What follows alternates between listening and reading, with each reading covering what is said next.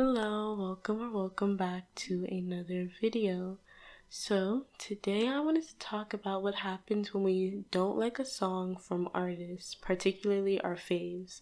And I wanted to discuss how we should act as fans and consumers of music when we don't like these releases. To start, this video was inspired by enhypen's latest comeback, and their title track, Future Perfect Pass the Mic, was polarizing to say the least. On my first listen, I didn't hate the song, but I was confused as to why enhypen was singing a song like this and trying to do drill music because it isn't their thing. I actually think if you gave this exact song to another 4th gen boy group that makes music with this sound or is better suited for the sound, the song wouldn't have gotten so much hate. The biggest problem with this song is that it's jarring and pulls the listener out of the familiar sounds that they associate with enhypen.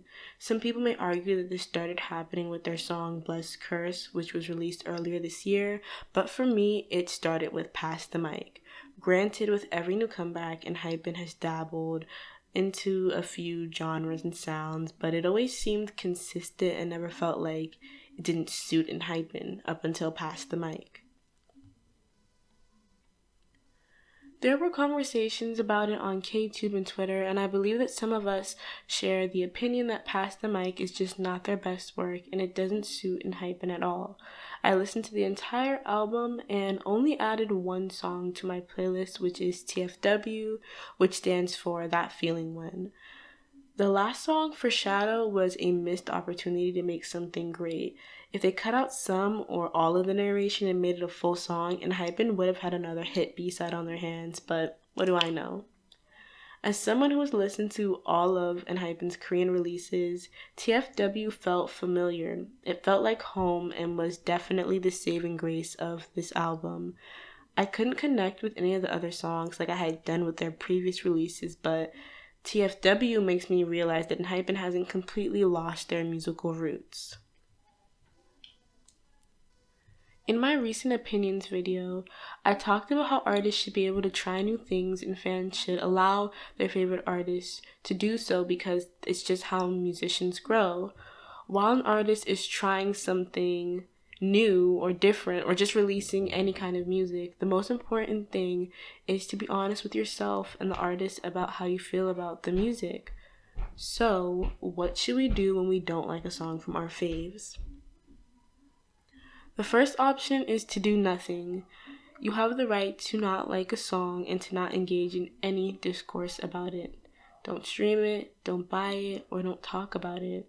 I know that it may hurt to not support your favorite artist's comeback, but I promise you that an artist that truly cares about making quality music will want indicators of how their song is doing, especially from their fans. I've done this many times, even before getting into K-pop. If I didn't like a release from one of my faves, I would just pull back and not engage in discourse about the song. The world won't come to an end if you don't like 1 or 2 releases from your favorite artist. It may hurt that you can't bring yourself to enjoy a comeback or a song like other fans, but that's okay. The second option is to respectfully engage in discourse about the song. You can voice your opinions about a song without disrespecting an artist or anyone involved in the discourse. But be warned, as a K-pop fan, you know how K-pop fans react to negative criticism, so tread lightly with this one. But that's not to say that you can't talk about songs you don't like. We should be able to discuss anything we do or don't like freely. It's the internet, so no one can police your opinions. Just make sure that you're criticizing the music and not the artist.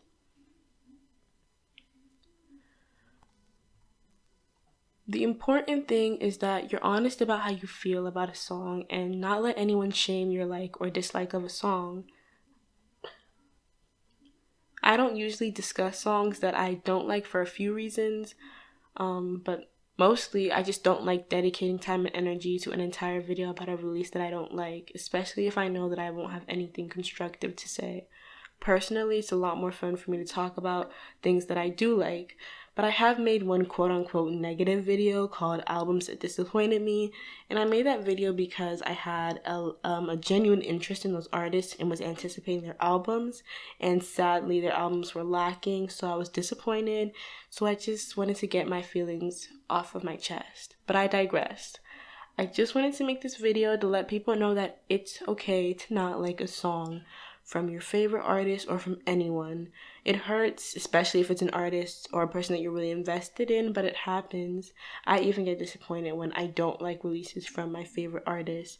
But hey, that's life. Sometimes it's just a skip and it'll probably just be a blip in their discography for you, but that's fine. Just take a song for what it is and hope that the next release is better. That's all from me, Resident Mo Army, signing off.